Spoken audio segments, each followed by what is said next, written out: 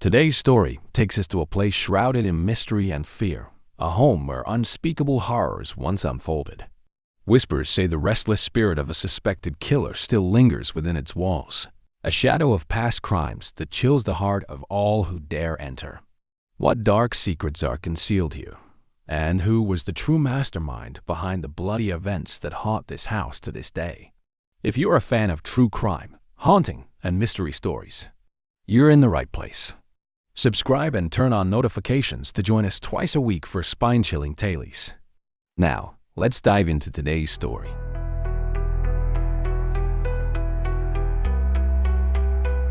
Fall River, Massachusetts, in the late 19th century, was a city caught between old-world charm and industrial progress.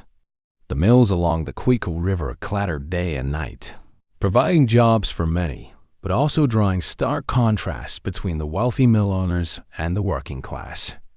Among the prominent families in this town was the Borden family, who lived in a modest yet respectable home on 2nd Street. Despite their relative wealth, the Bordens were not known for indulgence or extravagance, setting them apart from the other elite families of Fall River. At the head of the household was Andrew Jackson Borden, a stern and frugal man. Known for his rigid demeanor and shrewd business sense, Andrew had amassed a considerable fortune. However, his reluctance to embrace luxury was a point of tension in the household. Instead of residing in the more fashionable hill neighborhood with the wealthiest citizens, Andrew had chosen to remain in the lower part of town, a decision that confounded both his family and his peers. Andrew's 2 daughters, Emma and Lizzie, lived under the same roof but led vastly different lives. Emma, the elder of the two, had assumed the role of the dutiful daughter early in life. Quiet and reserved, she rarely questioned her father's strict ways and seemed content to follow the rules of the household. Lizzie, on the other hand, had a more independent spirit. She was a lively, intelligent young woman who participated in church activities and was involved in the temperance movement. But beneath her social involvement, there was an undercurrent of dissatisfaction, a restlessness that could not be ignored. The Borden family home was not one filled with warmth or joy. Tension simmered beneath the surface, growing stronger with each passing year. Much of this unease stemmed from Lizzie's relationship with her stepmother, Abby Borden. After the death of her biological mother when Lizzie was just 2 years old, Andrew remarried Abby Durfee Gray, a woman Lizzie never truly accepted as part of the family. To Lizzie, Abby was an intruder, a woman who had taken the place of her beloved mother. This resentment would manifest in small acts of defiance, cold indifference, and open hostility on Lizzie's part. Lizzie refused to address Abby as mother, opting instead for the distant and impersonal Mrs. Borden. Life inside the Borden home was governed by Andrew's strict financial discipline. The family had plenty of money, but Andrew's extreme thriftiness created an environment of austerity. The house had no indoor plumbing, despite their ability to afford such comforts, and the Borden sisters dressed simply, far beneath the standard of their wealthy peers. This frugality extended to everything, from the food they ate to the household staff they employed. The one servant they had, Bridget Sullivan, handled the cooking and cleaning, working long hours for little pay. Bridget, an Irish immigrant, also found herself caught in the strained dynamics of the Borden household. Though outwardly composed, the tension within the family grew heavier by the day. Lizzie's frustrations were palpable, particularly when it came to matters of inheritance.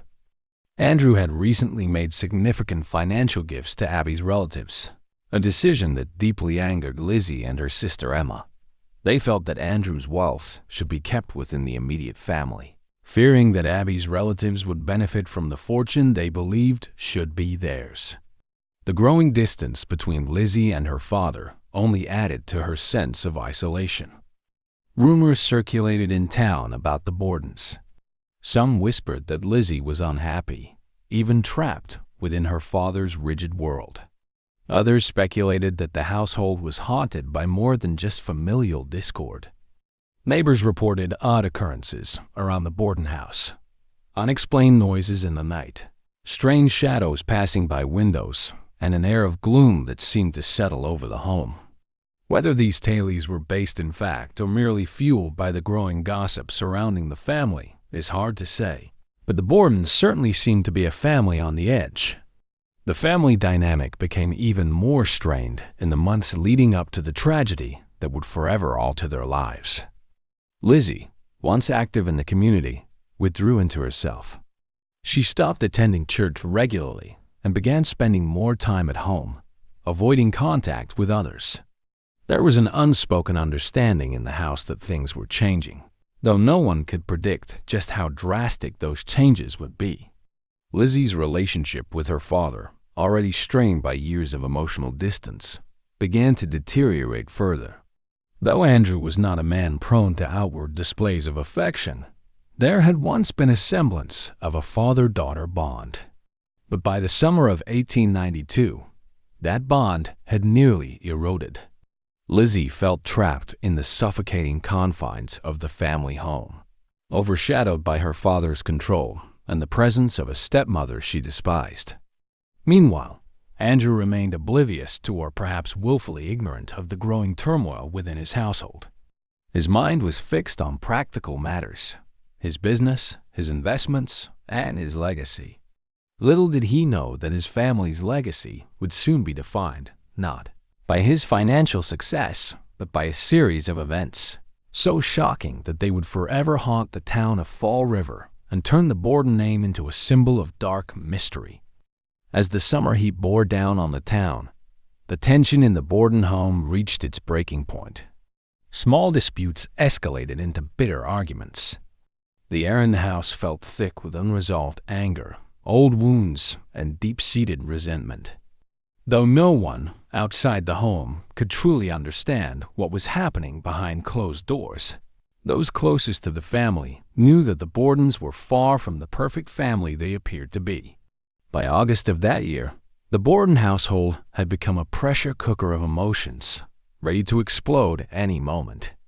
What began as a quiet unease had transformed into something much darker, something that not even the walls of the house could contain. Fall River, with its bustling mills and gossiping neighbors, was completely unaware that it was about to become the site of one of the most infamous tragedies in American history. For Lizzie, the days felt like a slow, grinding march toward an uncertain future. The tension that had long simmered in her heart was reaching its breaking point. August 4th, 1892, dawned like any other sweltering summer day in Fall River, Massachusetts. The heat was unbearable, pressing down on the town like a suffocating blanket. In the Borden household on 2nd Street, the morning began as uneventfully as any other. Andrew Borden rose early, as was his custom, and prepared to attend to his business matters. Abby, his wife, busied herself with household chores, directing the maid, Bridget Sullivan, to clean the upstairs windows despite the stifling temperature. Lizzie, too, was awake but unusually quiet, her movements around the house subtle, as if she were avoiding the routine interactions that usually defined their mornings. As the clock ticked toward the late morning hours, no one in the Borden home could have imagined how drastically their lives were about to change. What happened next would not only shake the foundations of the Borden family, but also leave a dark stain on the town of Fall River and thrust Lizzie Borden into the spotlight of one of America's most notorious crimes. Abby Borden, the first victim, was upstairs in the guest bedroom, making the bed. According to later reports, she was struck multiple times from behind, a vicious attack that ended her life almost instantly. The sheer violence of the act was shocking. She was struck repeatedly with a sharp instrument, likely a hatchet, with such force that it was clear the person responsible harbored deep, explosive anger. There was no sign of a struggle, suggesting Abby had little to no warning before the first blow landed. While Abby's body lay upstairs, Lizzie was reportedly in and out of the house, engaged in various activities. Some reports suggest she was in the barn looking for fishing supplies, while others claim she may have been in her room. Bridget Sullivan, the family maid, had been asked to clean windows but complained of feeling unwell from the heat. She eventually retreated upstairs to her attic room, unaware of the horror unfolding just a floor below. Andrew Borden returned home around 10:30 am after running some errands. He entered the house through the front door, which Bridget had difficulty opening due to a jam. Once inside, Andrew retired to the sitting room, where he often rested on the sofa. It is believed that within moments of sitting down, he was attacked in a similarly brutal fashion. Like Abby, Andrew was struck multiple times, his face and skull shattered from the blows. The attack was quick, brutal, and merciless. His death was instantaneous. The household, so quiet and routine just hours before, was now the scene of an unimaginable tragedy. Lizzie, by her own account, discovered her father's body around 11 am and she later called out to Bridget, who had been resting upstairs, and asked her to come quickly. "Father's been hurt," she reportedly exclaimed. Bridget, still groggy from the heat and fatigue, rushed downstairs and was met with a horrifying sight: Andrew's lifeless body, mutilated beyond recognition. In a panic, Bridget ran to summon help from the neighbors. Word of the killing spread quickly through Fall River, and soon the house was swarming with neighbors, police, and curious onlookers. Lizzie remained strangely calm amid the chaos. While others were hysterical, unable to comprehend the brutality of what had happened, Lizzie appeared composed, answering questions from the police in an oddly detached manner. When asked where she had been at the time of the attacks, Lizzie gave conflicting statements, at one point saying she had been in the barn looking for tools, and another claiming she had been inside the house. As the police began their investigation, it quickly became apparent that something was deeply amiss. Despite the savagery of the murders, there were no clear signs of an intruder. No one had seen a stranger enter or leave the house, and nothing appeared to have been stolen. The only people present at the time of the murders were Lizzie, Bridget, and, of course, the two victims. Suspicion naturally began to fall on Lizzie. Her inconsistent statements, calm demeanor, and apparent lack of grief raised eyebrows. Furthermore, her strained relationship with Abby was well known in the community. It was no secret that Lizzie harbored resentment toward her stepmother, and her attitude toward her father had become increasingly distant in the months leading up to the tragedy. The murders themselves seemed deeply personal. The ferocity of the attacks suggested a level of rage that would be difficult to reconcile with a random intruder. And yet there was no clear evidence pointing directly to Lizzie, no weapon, no blood-stained clothing, nothing that could definitively prove she had committed the crimes. Nevertheless, rumors spread quickly. Fall River was a small town, and people were quick to talk. The idea that a well-bred woman from a prominent family could be capable of such horrific violence shocked and fascinated the public. Whispers about Lizzie's possible involvement grew louder with each passing day. The investigation into the Borden murders was plagued by missteps from the start. The crime scene was not properly secured, and townspeople wandered in and out of the house, potentially contaminating evidence. The police, unused to dealing with such a high-profile crime, were ill-equipped to handle the investigation. Still, they searched for the murder weapon, questioned everyone in the household, and attempted to piece together what had happened. Lizzie's behavior continued to raise questions.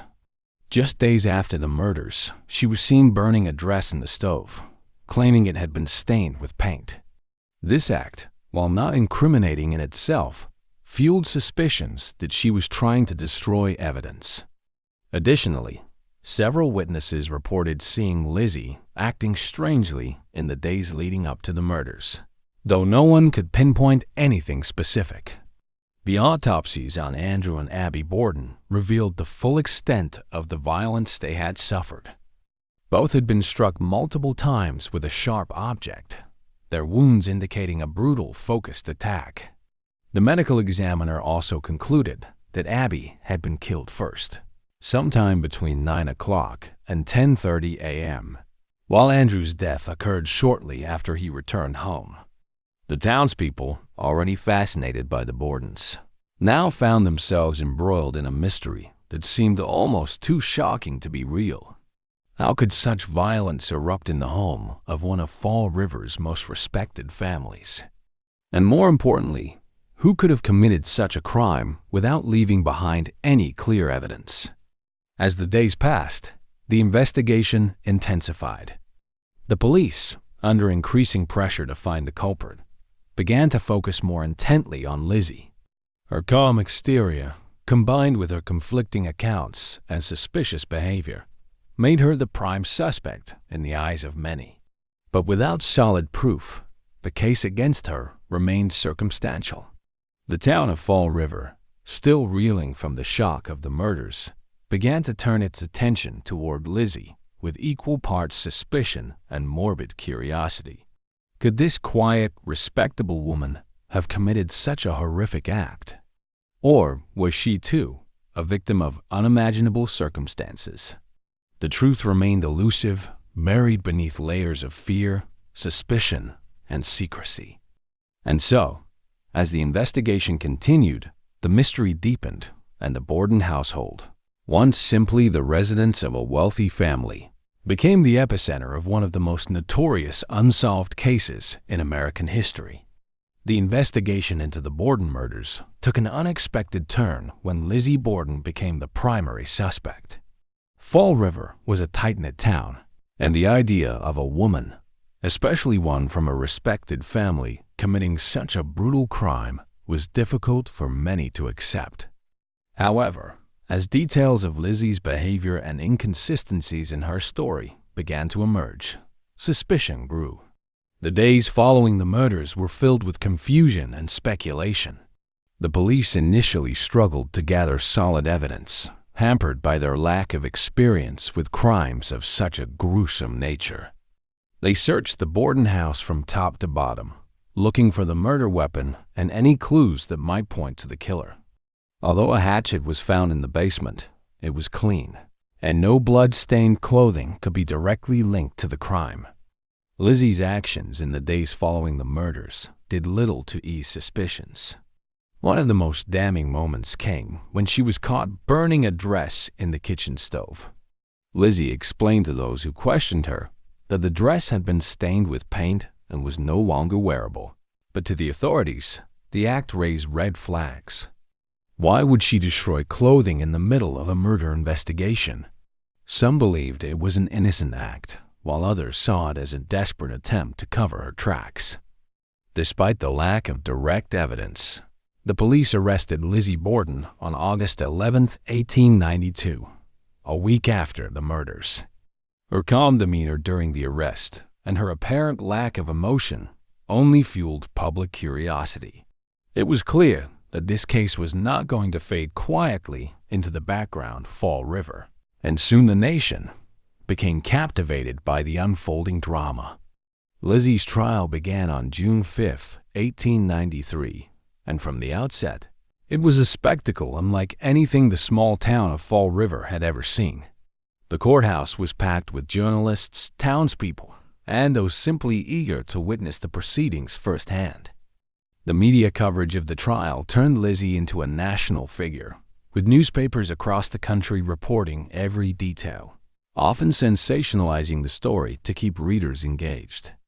The trial would be remembered for its many dramatic moments, starting with the all-male jury.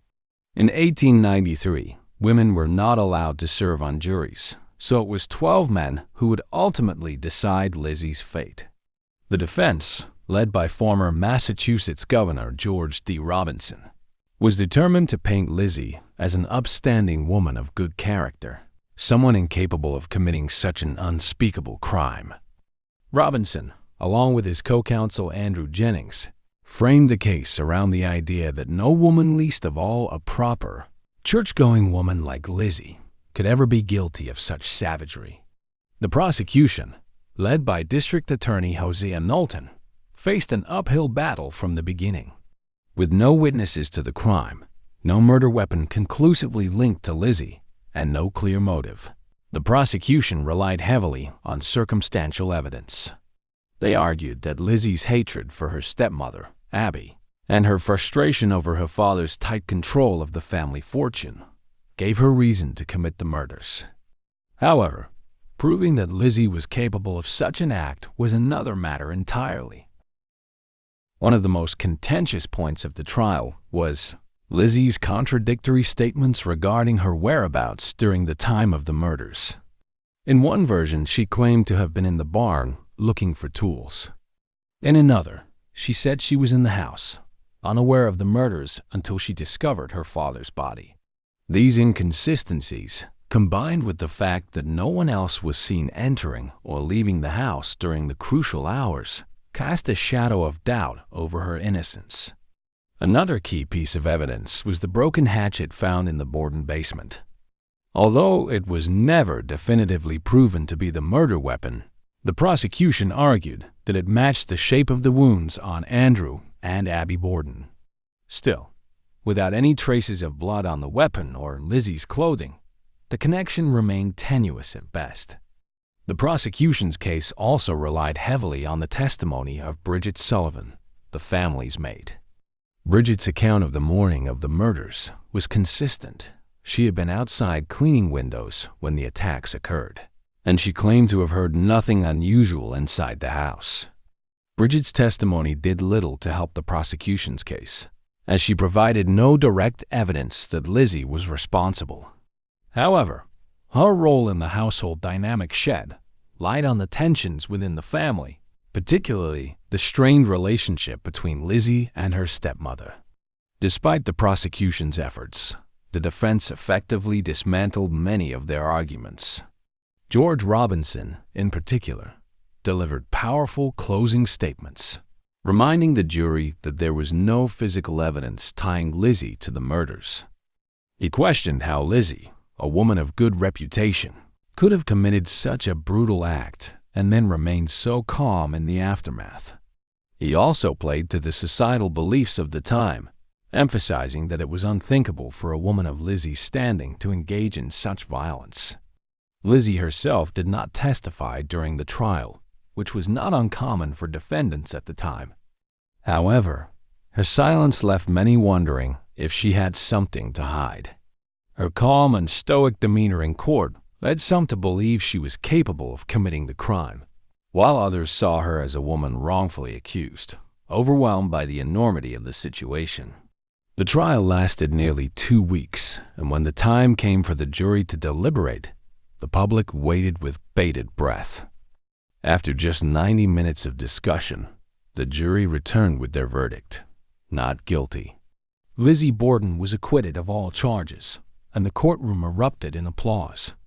Her supporters, including her sister Emma, rejoiced, while others were left stunned, unable to comprehend how Lizzie had escaped conviction. Despite her acquittal, Lizzie Borden's life would never return to normal. The town of Fall River remained deeply divided.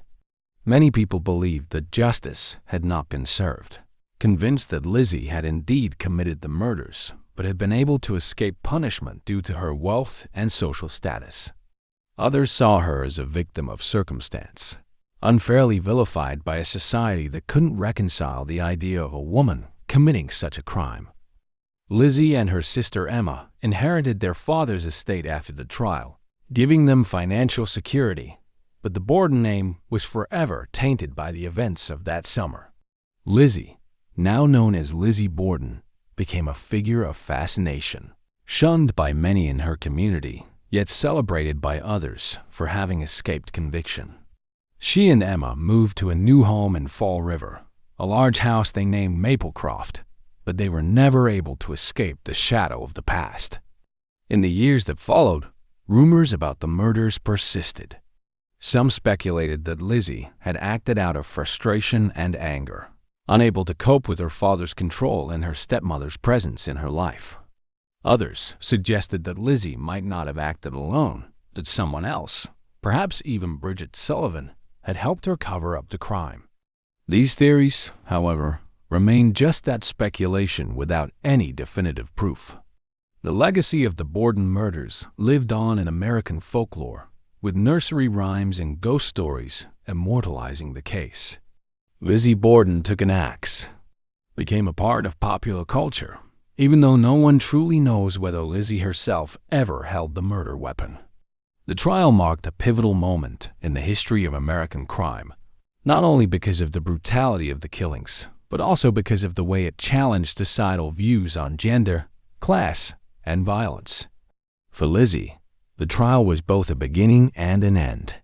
She was free, but she would never be truly free from the weight of the accusations. Fall River, once her home, had become a place filled with whispers, gossip, and an unshakable sense of unease. As the years passed, the unanswered questions about the murders continued to haunt those who had followed the case. The truth, it seemed, would remain buried, just like the victims of that terrible day in August. Though acquitted of the gruesome murders of her father and stepmother, Lizzie Borden's life after the trial was far from peaceful. The courtroom had declared her not guilty, but public opinion was another matter entirely. The small town of Fall River was divided. For many of Lizzie's neighbors, the verdict did not exonerate her in their eyes. Whispers followed her wherever she went, and despite her freedom, Lizzie would never escape the shadow of suspicion. After the trial, Lizzie and her older sister Emma inherited their father's estate. Andrew Borden had been a wealthy man, and the sisters now had the financial security their father had withheld during his life. With this newfound wealth, Lizzie was determined to leave behind the house on 2nd Street, which had become synonymous with tragedy. The sisters moved to a grander home in the more affluent part of Fall River, a large Queen Anne-style house they called Maplecroft. This new home symbolized their fresh start, a place where Lizzie could try to build a life free from the past. But the past was not so easily escaped. Fall River was a small town, and the gruesome nature of the murders ensured that people would continue to talk. Even though Lizzie and Emma now lived in a wealthier part of town, Lizzie found herself isolated. Her once close friends were reluctant to be seen with her, and many in the community openly shunned her. The stigma of being accused of murder, despite the jury's verdict, was too much for most people to overlook. In an effort to reclaim some semblance of normalcy, Lizzie sought to participate in social events and engage in philanthropy. She was a woman of means, after all, and she saw her wealth as an opportunity to contribute to her community. But despite her efforts, Lizzie's presence was rarely welcomed. At church, once the center of her social life, she found herself ostracized. She had always been an active member of the congregation, but now many avoided her, unwilling to associate with someone they still viewed as guilty. Lizzie's strained relationship with her sister Emma began to worsen after the trial. Although Emma had been supportive throughout the legal proceedings, standing by Lizzie's side as she faced the accusations, the tension between them grew in the years that followed. The sisters were fundamentally different in temperament. Emma was reserved and conservative, while Lizzie was more independent and assertive. Their differences were exacerbated by the public scrutiny and the lingering rumors that clouded their lives. It wasn't just the murder accusations that created distance between the sisters. Lizzie, now living under her own financial independence, began to embrace a lifestyle that Emma did not approve of. Lizzie's friendships with women considered outsiders in Fall River, particularly actresses and bohemian figures, further alienated her from the town's conservative social circles and from Emma. Lizzie's desire to live more freely, unburdened by societal expectations, clashed with Emma's desire for a quiet, traditional life. By 1905, tensions between the sisters reached a breaking point, and Emma moved out of Maplecroft, leaving Lizzie to live alone. The exact cause of the rift has never been fully explained, though many speculated that it stemmed from Lizzie's growing friendship with a woman named Nance O'Neill, a well-known actress with whom Lizzie was rumored to have developed a close and controversial relationship. Emma, disapproving of Nance and the lifestyle Lizzie seemed to be embracing, decided she could no longer live with her sister. Emma moved to Newmarket, New Hampshire, and the sisters, once inseparable, never spoke again. Lizzie's friendship with Nance O'Neill was one of the few bright spots in her post-trial life.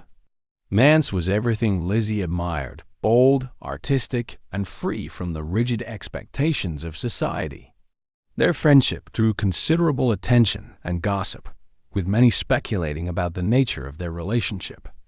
While the full extent of their connection remains unknown, what is clear is that Nance provided Lizzie with companionship at a time when she was shunned by most others. Lizzie attended many of Nance's performances, often hosting elaborate dinners and parties in her honor at Maplecroft. The friendship scandalized the people of Fall River, further alienating Lizzie from the town's upper class. Despite her efforts to live life on her own terms, Lizzie continued to face public scorn.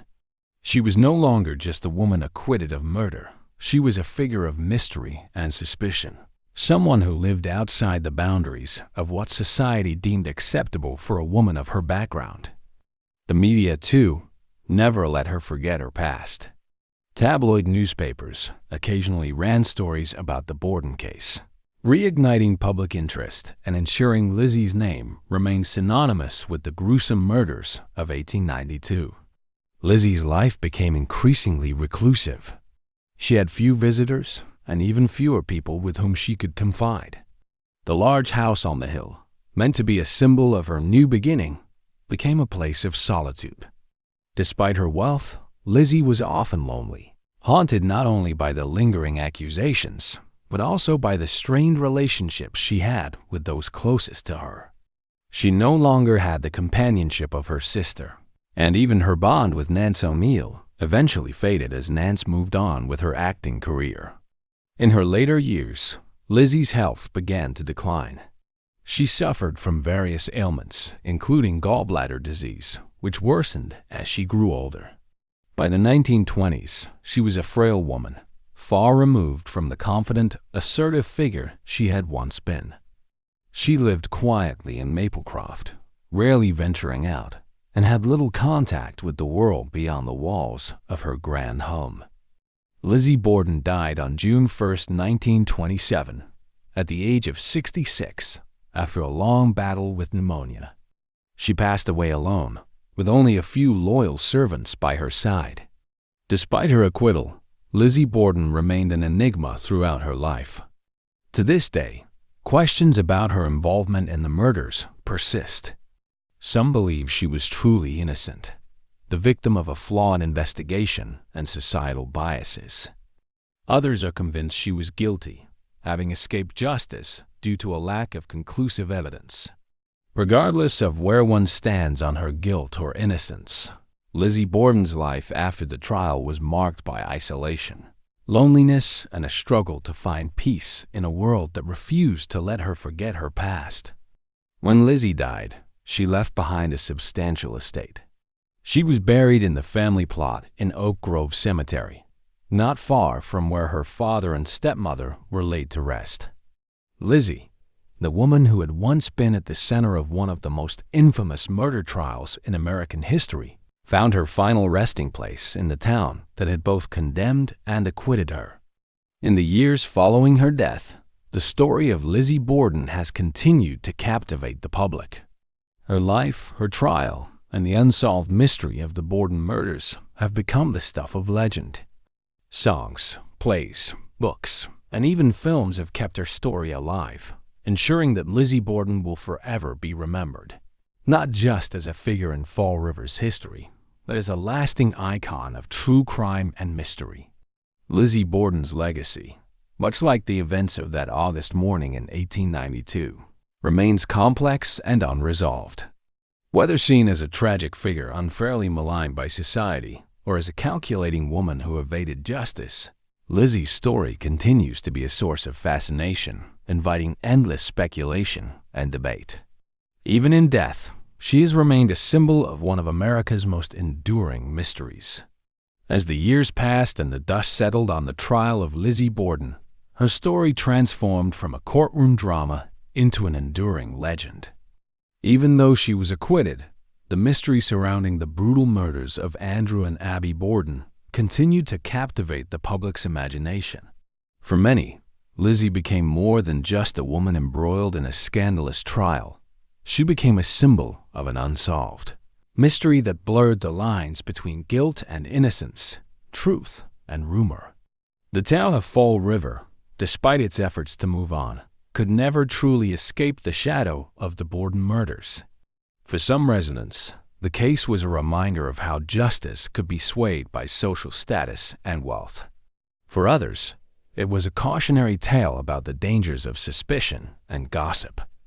No matter where people stood, the Borden house on 2nd Street remained a landmark, forever tied to the grisly events of that fateful August morning.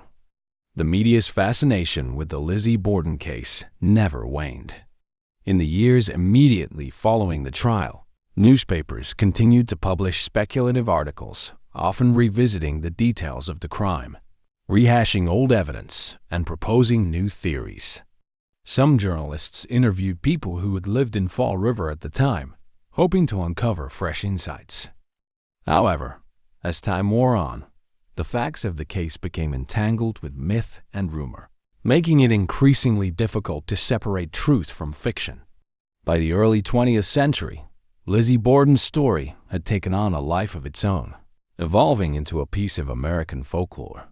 The infamous children's rhyme, "Lizzie Borden took an axe, gave her mother 40 whacks," became a widely known chant, though it was wildly inaccurate. Abby Borden had been struck 19 times, and Andrew 11. Still, the rhyme captured the public's macabre fascination with the case and cemented Lizzie's place in the collective consciousness. Despite Lizzie's death in 1927, the story of the Borden murders lived on.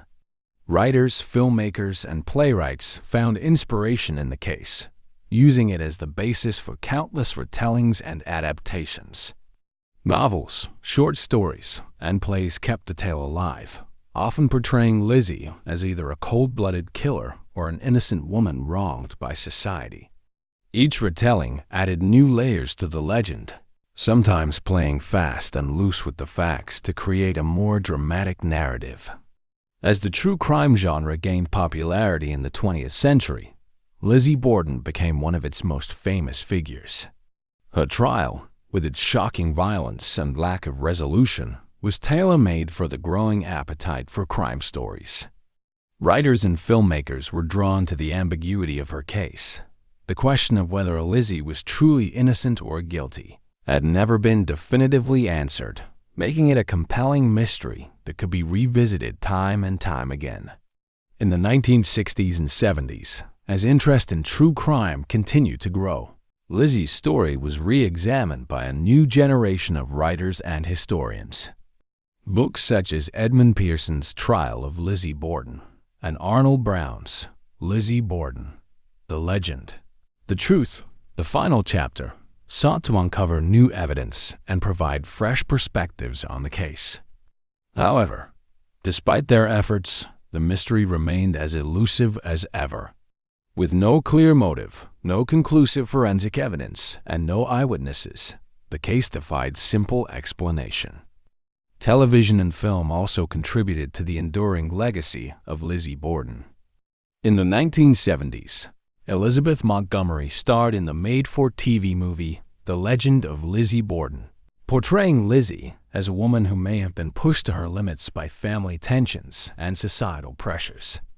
The film was a hit, and it introduced the Borden case to a new audience, sparking renewed interest in the story.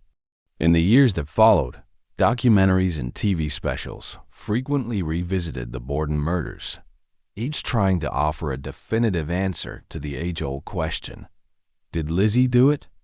The case became a favorite topic for paranormal shows as well, with some claiming that the Borden house was haunted by the restless spirits of Andrew and Abby. Ghost hunters and paranormal enthusiasts descended on Fall River, eager to experience the eerie atmosphere of the house where the murders took place. The Borden family home at 92 2nd Street, where the murders took place, eventually became one of the most infamous haunted houses in the United States. Over the years, the house changed ownership several times, but its dark history remained a draw for curious visitors. In the 1990s, the house was converted into a bed and breakfast, offering guests the unique and somewhat unsettling opportunity to stay in the very rooms where the murders occurred. The Lizzie Borden Bed and Breakfast Museum became a popular tourist attraction, with visitors coming from all over the country to tour the house and learn about the crime that shocked the nation. Guests could sleep in the bedroom where Abby Borden was killed, or sit on the couch where Andrew Borden's life was violently ended. To some, it was a chance to experience a piece of history up close. For others, it was a way to indulge their fascination with true crime and the paranormal. The owners of the bed and breakfast embraced the house's eerie reputation, offering ghost tours and encouraging visitors to share their supernatural experiences. Many claim to have heard strange noises, seen mysterious shadows, or felt an inexplicable presence while staying in the house. Whether or not these experiences were real, they added to the mystique of the Borden murders and ensured that the legend of Lizzie Borden would continue to thrive. More than a century after the murders, Lizzie Borden remains an enduring figure in American history. Her case has been analyzed, debated, and reinterpreted countless times, yet it continues to resist a definitive conclusion. Was Lizzie a victim of circumstance, wrongly accused of a crime she didn't commit? Or was she a calculating murderer who managed to evade justice? These questions have never been answered to everyone's satisfaction, and perhaps they never will be. The enduring fascination with Lizzie Borden speaks to the complexities of her case. At the heart of the story is a young woman who, in the eyes of society, defied the expectations placed upon her. In a time when women were expected to be dutiful daughters and devoted homemakers, Lizzie stood out as a figure of independence and defiance. Whether that defiance manifested in murder or in her refusal to conform to societal norms remains the subject of debate. Lizzie's legacy also highlights the changing nature of crime and punishment in America. Her trial took place at a time when forensic science was in its infancy, and the lack of concrete evidence in her case serves as a reminder of how far criminal investigations have come since the late 19th century. If the Borden murders had occurred in modern times, with today's advancements in DNA analysis and forensic techniques, the outcome might have been very different. As new generations discover the story of Lizzie Borden, her place in popular culture continues to evolve. She's been the subject of countless books, movies, TV shows, and even podcasts, each offering a new interpretation of her life and the infamous murders. For some, Lizzie is a misunderstood woman who is unfairly targeted by a biased society. For others, she remains a chilling reminder of how easily violence can erupt in even the most ordinary of households. In the end, the story of Lizzie Borden is one that refuses to fade into history.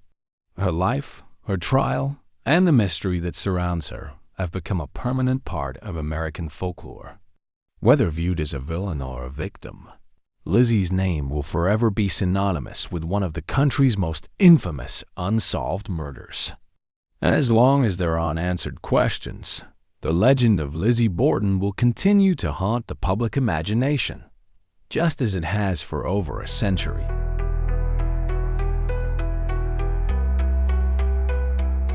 As we leave the eerie shadows of this haunting tale, one question still lingers.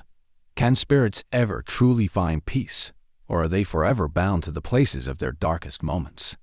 The mysteries surrounding this story may never be fully understood, but they continue to haunt those who dare to remember.